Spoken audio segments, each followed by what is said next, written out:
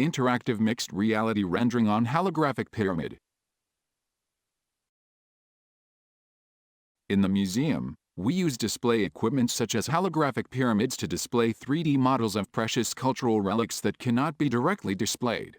In order to present them more realistically, we hope that these virtual cultural relics can interact with the audience around the scene like real cultural relics. For example, the audience's image can be reflected on a metal bowl, and the audience's occlusion can change the lighting effect on the surface of the bowl. These all require realistic mixed reality rendering. We can use the RGBD camera to capture the surrounding environment, and then perform lighting calculations with virtual objects to generate mixed reality rendering results, which are presented in the holographic pyramid.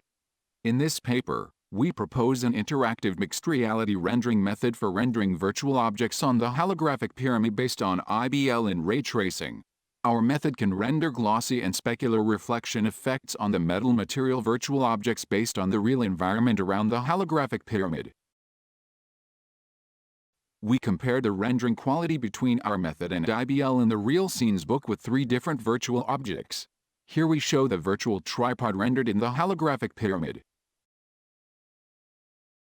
As the audience moves, the reflection on the surface of the tripod also changes. IBL results have some obvious artifacts. We can see IBL result lacks gray color reflection in the magnified area, which is because the depth of the user's head in the dynamic foreground is missing, so IBL defaults this part to infinity when constructing the environment map. IBL results have wrong green and orange color reflection in another area. This is because the colors of books and clothes are taken when rendering the reflection effects in this region, which causes artifacts.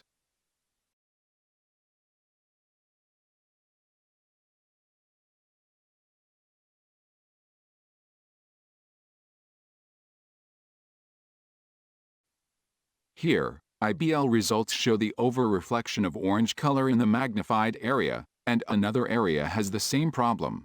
The reason is the rays traced in the IBL method are generated from the center of the virtual tripod. These rays are indexed to the orange clothes of the audience in the environment map.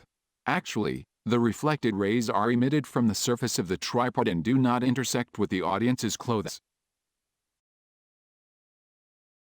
We also compare the rendering quality of our method with the ground truth and the results rendered with IBL method in 3 synthetic scenes. We render the background panoramas and the foreground RGBD videos for synthetic scenes, and use them as inputs of our method and the IBL method. The virtual objects are vase, kettle and tripod. Compared with ground truth. For the vase in the kitchen rendered by IBL, the blue reflection in the yellow rectangle and the red reflection in the green rectangle are not obvious enough. The images in the second row visualize MSE of our method and the IBL method. The average MSE of our method in the scene is about 3 times lower than IBL's. Here, for the kettle in the room scene, the positions of the reflection of the orange cushion in the yellow rectangle and the reflection of the green leather bag in the green rectangle are offset. For the tripod in Sponza rendered by IBL, the reflections of the shield and the orange sculpture in the rectangles are deformed.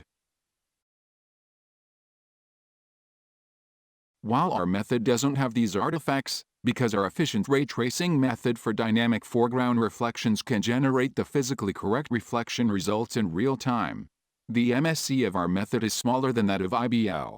The results of our method also are much similar to the ground truth. Here is a comparison for our foreground point cloud generation method with the median filter-based method and TAA temporal filter-based method. In order to compare the quality of the generated point cloud more clearly, we visualize the 3D point cloud generated using these 3 methods from the perspective of the front left of the person. In this frame, the book in our result is in the correct position, while the book of the other 2 methods is in the completely wrong position. Here, we can see flickers in the results of the median filter-based and TAA temporal filter-based method. The point cloud rendered by our method is more stable. The average temporal MSE result of our method in several scenes is over 30 times lower than the other 2. In conclusion, We have proposed an interactive rendering method on holographic pyramid, which can render glossy and specular reflection effects on metal material virtual objects based on the real scene around the holographic pyramid in real time. Our method has the comparable frame rates as IBL. The rendering quality of our method is closer to the ground truth, and MSE is 2.23 to 4.35 times smaller than IBL.